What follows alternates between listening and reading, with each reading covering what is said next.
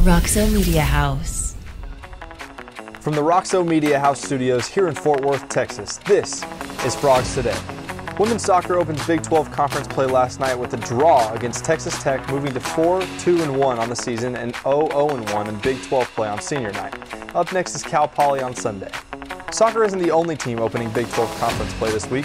Your 2-0 TCU football team takes on UCF tomorrow night at 6:30 p.m. on Fox, the first matchup for these two teams in the history of the programs. Volleyball breaks into the top 25 for the first time in program history with an upset 5-set win over number 18 Minnesota last weekend in the Big 10 Big 12 Challenge. They continue their winning ways as they host the Fight in the Fort tournament in the Schollmeyer Arena with opening wins on day one yesterday against Texas A&M Commerce and Prairie View A&M. They round out the event tonight against UCLA at 6:30 p.m. National Championship runners-up from last season, Equestrian, takes part in their purple-white scrimmage as we speak, right down the road in Burleson at the Bear Creek Farms in preparation for their fall opening, a rematch of the National Championship against SMU next Friday at 10 a.m. It's Friday, September 13th, and I'm your host, Keagan Cunningham with TCU Football. And I'm Frank Estrada with TCU Football. We're back in the Carter again tomorrow, and we want to thank everyone who came out last weekend for our home opener against Long Island University. Men's golf starts their season in Washington State at the Sahali Players Championship with Scott Roden making his TCU debut, helping his team to an 8th place finish and leading the way for his Frogs with an even par weekend. They're in action again at the Valero, Texas Collegiate next weekend in San Antonio. Women's golf used that Pebble Beach experience over Labor Day weekend and rolled into the Bettie Lou Evans Invitational in Kentucky, claiming the championship, which was the 19th tournament championship for head coach Angie Ravioli-Larkin in her 31 seasons at TCU. The Frogs won by 12 strokes, and sophomore Kirsten Angosta led the way with her second place finish. The men's and women's cross-country teams won again and are 2 for 2 in consecutive weekends, winning the UTA Gerald Ritchie Invitational. Tabitha Ngao makes it 2 for 2 as well, winning again for the women, and Tate Underwood wins his first collegiate race. The teams are in College Station today for the Texas A&M Invitational. TCU Triathlon competes in the Beaver County Tri-Cup tomorrow in Pennsylvania after finishing first in their opening event a couple weeks ago. Men's and women's tennis combined this weekend out west at the Battle in the Bay Classic in San Francisco, opening their fall campaign a week earlier this season. Action-packed TCU Athletics week and weekend for our Frog fans. On the other side of this break, we'll talk football and women's soccer. We'll be back after a brief word from our sponsor, Richard's Rainwater. The best tasting water comes straight from the sky, leaving just pure, refreshing raindrops in every bottle. Taste the difference, sip the sky. What do you see when you look up at the clouds? At Richard's Rainwater, we see the greatest source of pure, delicious water looking right back down at us. We've invented a simple, powerful technology to collect and bottle rainwater. Our process begins with the rain. When clouds become saturated, droplets fall from the sky.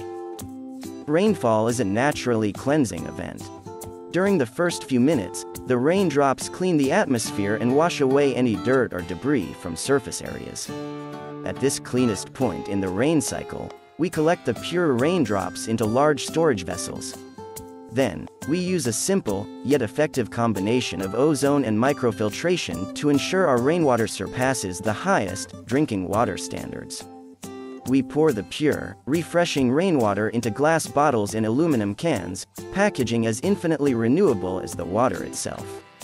Richard's Rainwater is building a network of collection systems across the country to ensure our rainwater is local everywhere. The purest, best-tasting water comes from the sky. Richard's Rainwater, sip the sky. We're back in the Roxo Media House studios here in Fort Worth, and I'm your host, Keagan Cunningham with TCU Football. It's Parents Weekend as we open Big 12 play against UCF tomorrow night at 6:30 p.m. We got you covered, and here's what we know about the Knights of UCF from this week's episode of the State of the Frogs with Sonny Dykes. Yeah, good football team. I mean, you look at UCF and kind of historical team. In other words, they're always fast. They've got a lot of really, really good skill position players. Got a quarterback that has 40-plus starts. KJ Jefferson transferred there from Arkansas, and KJ's different. I mean, he's a 240-pound quarterback. He's a great runner, throws the ball well, especially throws deep balls well. But you really got to stop the run game when you play these guys. I mean, I think right now they're the #1 rushing team in college football. real diverse scheme. They do a great job getting the ball on the perimeter to their fast guys. Also do a good job of being physical up front. So tons of speed. Got two really good receivers that can run and make plays. So very, very diverse offense. A lot of big play capability. We got to do a really good job at tackling in open space. They're gonna put you in some positions where they got a skilled guy with the ball, and you're gonna have to go tackle them. And their guys are really fast and do a good job making people miss. So that's gonna be a big challenge for us. And then defensively, they're really strong up front. They got four really, really big, strong, powerful defensive linemen. Two ends can really rush the passer. The two tackles are big, athletic guys. They got a nickel that makes a lot of plays. One really, really tall, athletic corner. So good football team. Got a really good returner that's one of their receivers. That's kind of an elite level punt and kick returner. So we're going to have to be really good on special teams. So it's going to be a big challenge for us. I mean, a very explosive football team, and should be a heck of a ball game. There are lots of connections between our team and UCF, starting with our offensive coordinator, Kendall Briles, coached current dual-threat quarterback KJ Jefferson at Arkansas. Jefferson is tailor-made for the Gus Malzahn scheme. He is 6'3", 247, and has 39 SEC starts. He's going to know KJ well, and then KJ's going to know our offense well. He's going to know our signals. He's going to know the checks. He's going to know all the stuff. So I'm sure that KJ will spend some time with Central Florida's defensive coaches this week and talk to them a little bit about about what we do and how we do it. But there's always going to be some crossover familiarity when you play somebody. Gus and I played against each other when I was across town. He was, they were in our league, and we had some really good football games through the years. And his teams were always well coached. And the thing that makes Gus so good is they were a throwing team last year. They had an older quarterback that really threw the football well, and they were one of the top teams in the country throwing. Now they've got a different quarterback, and they've turned into one of the top teams in the country running the ball. And so he does a tremendous job of utilizing his talent every year and figuring out how to make it work. Last week was the first time since 2017 where we shut out an opponent after a 45-0 win over Long Island University.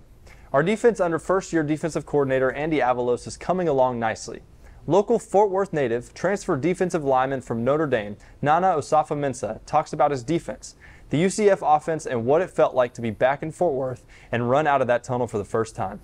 I think so far our defense has definitely shown that we're not afraid to hit anybody, definitely not afraid to not be physical in any situation, and along with just being the most disciplined team we can be out there. A lot of teams that we're going to be playing against have different schemes, from being an air raid team to being a run-heavy team. And it's going to really always come down to how many guys on our team, how many guys on our 11 are going to be able to do their job each and every play. That's always going to be the end all when it comes down to putting the ball down, because those that can say the most disciplined, they're going to be the ones that can be most successful at the end of the game. I mean, obviously the run game. I've been hearing that they're averaging about 400 yards per game, rushing yards. Got a big O-line, electric running back, electric quarterback. So, I mean, it's one of those games where you have to get really gritty. And that's honestly one of the most exciting type of games, because it's not all about the flashy stuff. It's about who's going to put the ball down and just dominate the line of scrimmage. Honestly, I remember when we ran out that tunnel, I was truly just tearing up, because I've been to so many TCU games growing up, but I never had the opportunity to really be on the field, So just going through that play itself, and I had a good feeling it was going to be passed, and we were working on speed of power all week. So that was really the move that I went in. But honestly, without Caleb Fox applying pressure from the inside to get the quarterback to roll out, I wouldn't have made that play myself. But I did, and I was just grateful for that. And it was an amazing feeling just being able to really make a play like that in my hometown. I remember how many people from Forward to Self, from high school, middle school, all over Forward, just texted me about the play, that they were either watching it or they were at the game itself. So it was just one of those surreal feelings that I've been really wanting to feel since I was able to come back to Fort Worth. So this really made my year, honestly, and I just want to keep making more of those for sure. Coach Dykes is also impressed with the progression of the defense, speaking about how there's not too many shutouts in college football and what is needed out of us against UCF tomorrow night. You don't see many shutouts in college football. I mean, it's just the nature of the game is such now that they're hard to come by. And I didn't realize it had been since 2017, but I knew it had been a while.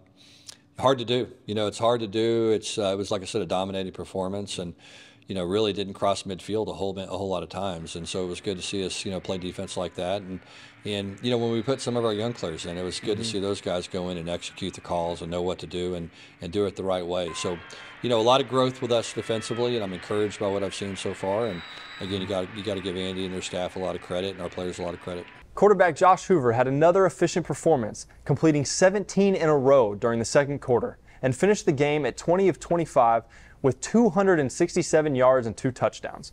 Hoover gives us an assessment of the offense over the last 2 weeks. It's been good. I think first week we had some, mistakes that we made that we wanted to clean up, and then I was proud of the way we came out last week and played a pretty clean game and felt really clean, in my opinion, and did what we needed to do. So it's been good so far, and we're looking to continue improving.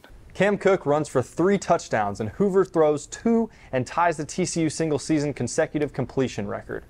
I don't really pay attention to how many balls I've completed in the game. I don't really look up the stats up on the scoreboard or anything. So, you kind of get the feeling sometimes that, you're kind of rolling on offense, but, I wouldn't say I'd make like a conscious effort to recognize it, but felt like we were rolling pretty good on Saturday, and guys were making great plays, catching the ball, and most of that is those guys just making plays and running with the ball after they catch it and doing all that. So.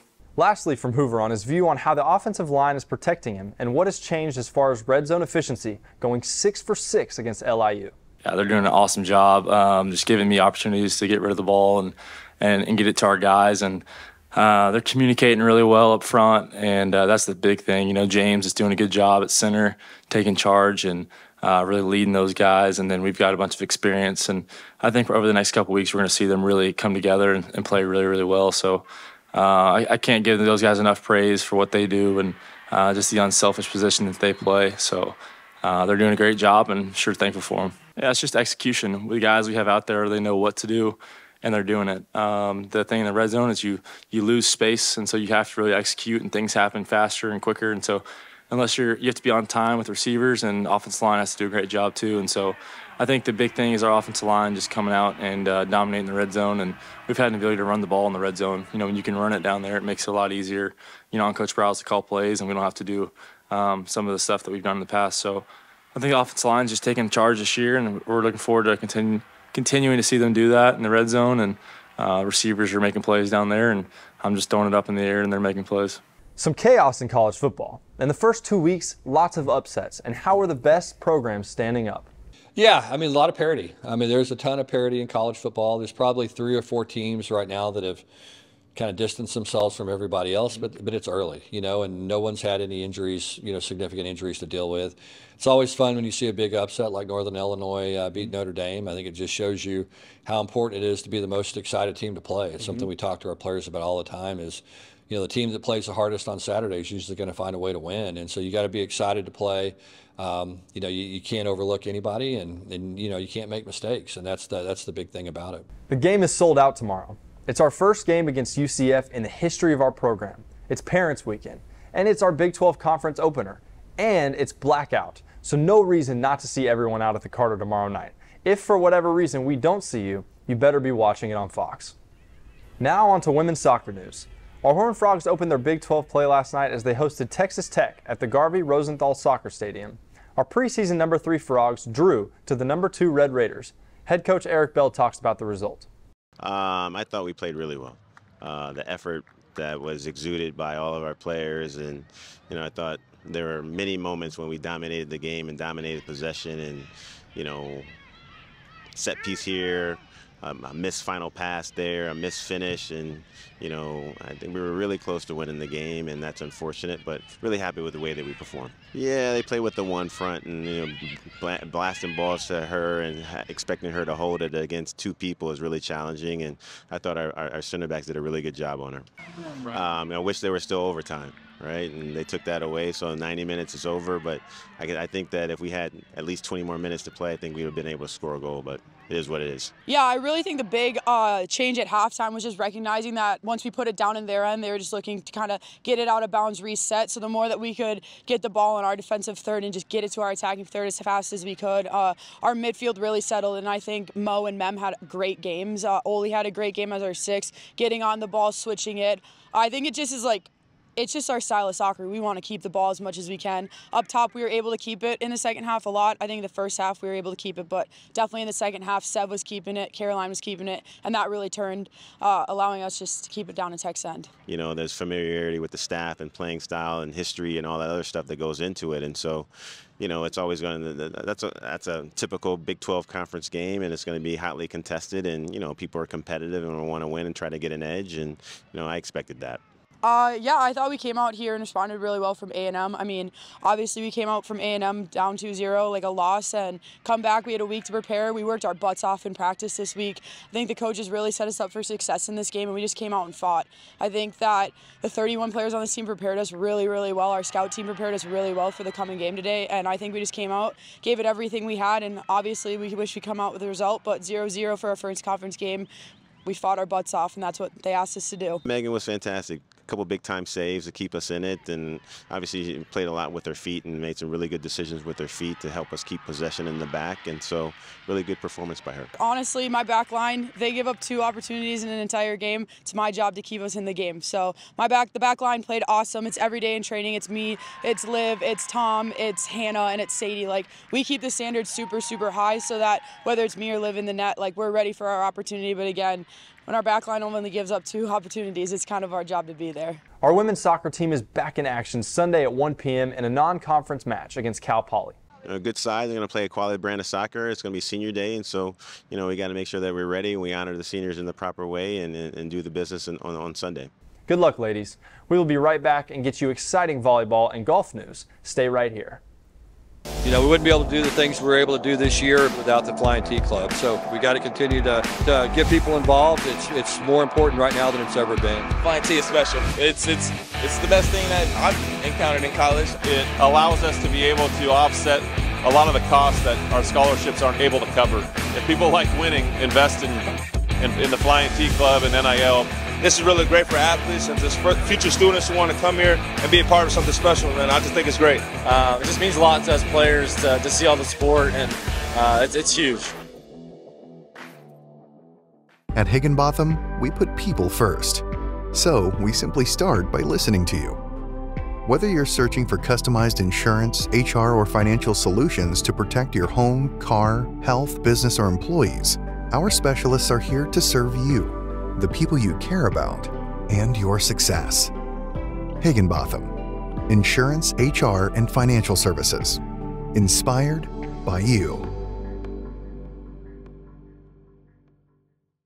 We're back at the Roxo Media House studios here in Clear Fork. I'm Frank Estrada from TCU Football, and volleyball is 2 weeks into the regular season and has already broken into the top 25. Jason Williams' team split the opening weekend 1-1 with the win over Oklahoma and a 4-set loss to number 2 ranked Nebraska when they traveled south to Waco for the Big Ten Big 12 Challenge, dropping the first game to 6th ranked Wisconsin in a back-and-forth 5-set battle, and then closed the tournament with the dramatic 5-set win over 18 Minnesota after fending off 3 match points.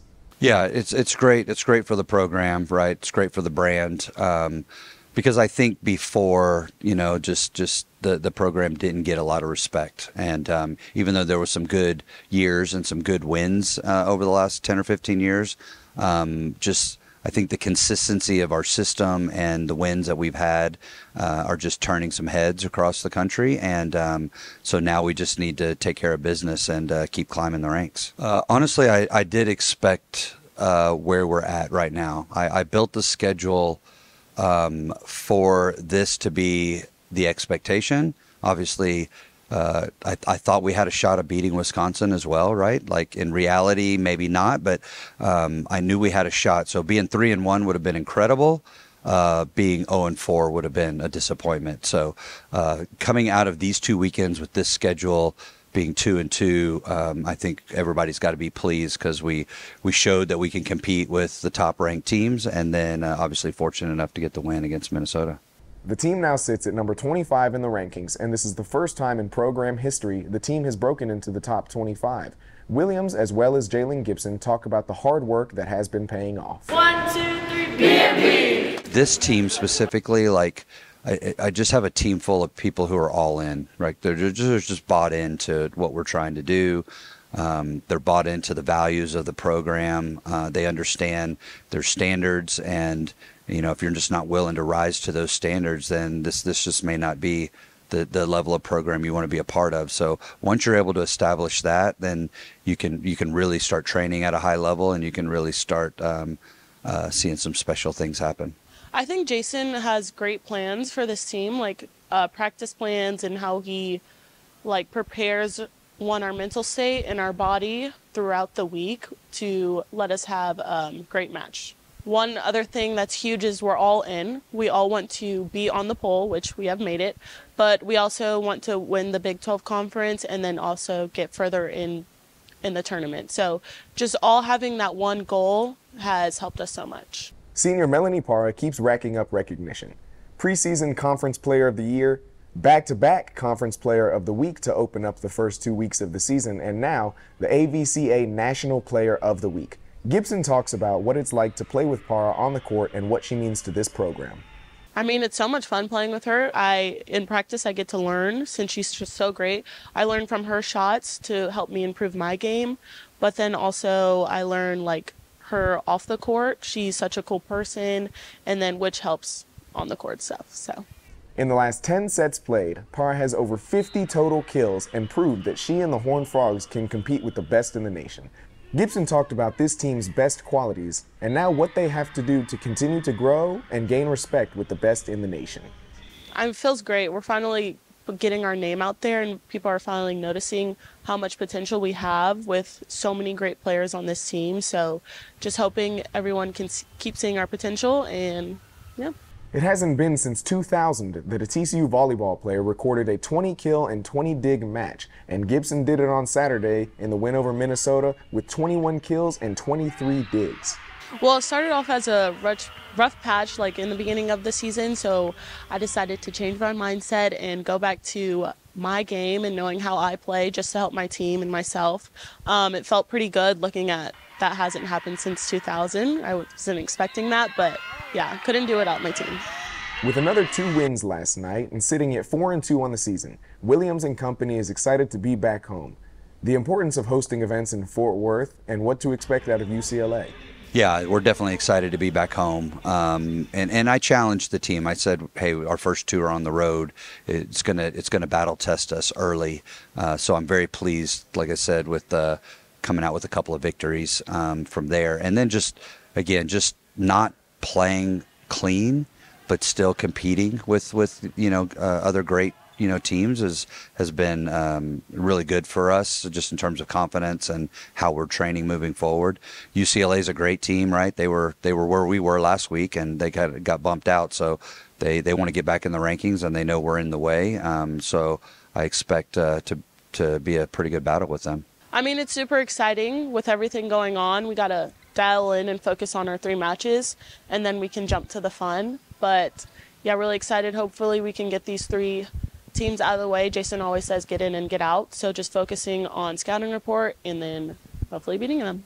Get out to the Schollmeyer tonight at 6:30 p.m. as the Horned Frogs match up against the Bruins of UCLA, marking the first time that the 2 teams have played each other. The Frogs look to close out the Fight in the Fort event and move on to 5-2 on the season. Now on to men's and women's golf. Men's golf finished 8th in their first event of the season, behind the 8th place individual finish by Scott Roden making his TCU debut. Bill Alcorn, in his 2nd season in purple, talks about the opening of the season on the road in Washington and what his expectations are for the rest of this season. Yeah, getting up to Sahali. Sahali's a fantastic golf course, extremely tight off the tee and very demanding around the greens, and they did a very good job of protecting these hole locations. So it really let us know kind of where we were as a squad. And so we had talked about kind of some strategy going in, and I thought the guys did a nice job. There was a lot that we learned and took away from that week that we're really excited to kind of put into play the next 10 days before we go down to San Antonio. But we had great individual performances from Scott Roden, played fantastic. His 2nd round, shot 68, had a hole in one that round, and just was able to get a top 10. And Toby Wilt shot under par 1 round. I mean, the winner for the whole tournament was 4 under, so very, very hard to get the score under par and keep it there. But our guys did a nice job. It was a top-heavy field. I think we had 10 top 25 teams there, and so to finish 8th, we thought we could finish in the top 5, and I think that's something that we are continuing to talk about of how we could have gotten there, and hopefully clean that stuff up moving to next week. Yeah, I mean, we have such a fun squad this year. We have a good combination of some senior guys with grad transfers that came in as well that are very, very experienced, and they kind of act like 35-year-old mid-am type guys, so that they're very kind of cool and calm under pressure. And then we have 4 freshmen as well So you kind of got both ends of the spectrum of everybody blending together. But man, we really are getting along well. I feel like the guys are gelling nicely, and each day it's just fun to come to work. The Horned Frogs finished 10 over ahead of UNLV, North Carolina, Northwestern, Texas A&M, and Washington. Senior Roden shot an even par over the 3 days, shooting a 68 with a hole-in-one in the second round, and not only was it his TCU debut, but it was his first collegiate tournament. Yeah, Scott Roden had just a great week. It was one of those that you could kind of see coming along. He'd won our qualifier back home. Anytime someone's playing good back home, generally it translates on the road, and that's what we saw from him. This was his first, surprisingly, his first college tournament. Like, it's crazy to think that. He was such a good junior player, just couldn't quite get into the lineup at Texas when he was down there, and has starting to play some really good golf the last couple of years, and just he wanted an opportunity here at TCU, and very thankful he's here with us because he's providing a lot of, obviously, on-course leadership that way, but man, off the course, he's fantastic. The team is in the middle of qualifying to head down south to San Antonio next weekend at Valero. We'll be back on the course with the guys in next week's episode of Frogs Today. Women's golf was also on the road, but for the second weekend in a row, and took a great deal out of the Carmel Cup at historic Pebble Beach on Labor Day weekend to Kentucky this past weekend. The ladies won the Bettie Lou Evans Invitational by 12 strokes and were first after each round. This was head coach Angie Ravioli Larkin's 19th tournament title in her 31 years at TCU. Kirsten Angosta led her team the entire weekend and finished second overall, shooting 2 under in her first and third round, and was in first all tournament long. Till 17 on the final day, where individual champion from Washington State birdied her final 2 holes to finish 4 under, just edging out the sophomore from Coppell. Angosta recorded her second top 10 and highest ever individual finish at 2 under. We'll bring you more golf as the team prepares for Schooner Fall Classic next weekend in Norman. We'll be back to wrap up the show when we return.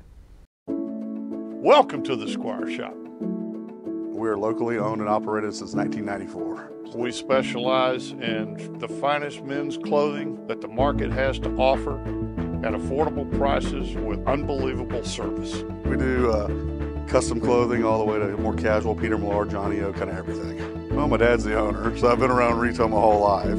Oh, it's great. I mean, it's the best boss I'll ever have. I know that. We love our TCU community. They have been so good to us. Come see us today. Go Frogs! TCU men's and women's tennis traveled to San Francisco for the Battle in the Bay Classic. The Frogs open in the Bay Area for the 7th straight season. A total of 32 singles players and 16 doubles teams will be competing. Men's players Pedro Vives, Louis Maxted, and Duncan Chan will represent the Frogs, and 5 players from the women's side will be traveling to the event. Jade Otway, Isa Pascual, Yu Chin Sai, Tommy Main, and Raquel Caballero. That will do it for this week's edition of Frogs Today. Thanks for joining us. Stay connected with all of TCU athletics right here at Frogs Today. We really enjoyed hosting this week's episode of Frogs Today. I'm Keagan Cunningham. And for everyone here at Roxo Media House, for Frogs Today and for TCU football, I'm Frank Estrada. This has been Frogs Today for Friday, September 13th. We'll see you in the Carter tomorrow. Thanks for watching, and as always, go Frogs!